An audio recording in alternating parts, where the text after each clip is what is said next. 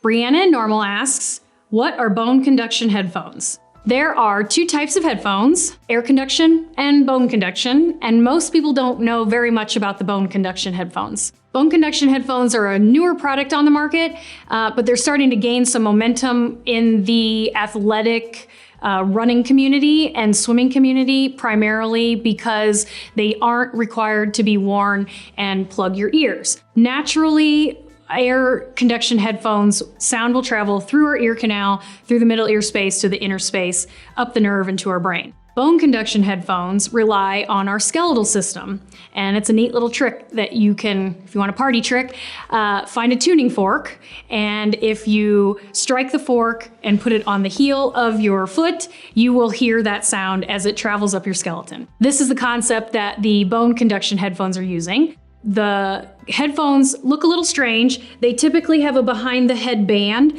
that comes around, and then there is tension in that band because it has to press up against the bony area around your ears in some way or fashion. But the idea is that the sound is transferred through the skull, skipping the outer and middle ear, going directly to the inner ear and traveling up through the brain for us to enjoy the sound. These are often very helpful for people who want to run outside and have more awareness of traffic or people around them. But also these systems, because they're usually completely contained, they're also marketed to be waterproof. So people that swim for long periods of time doing laps, this can help pass the time and entertain them as they go. There is one danger though that you still have to worry about with these. You can still give yourself permanent hearing loss when you crank up bone conduction headphones. So if you're interested in these, be sure to check them out, but just remember that that volume is important and not to crank it up too high. You want to be smart and protect your hearing even with bone conduction headphones.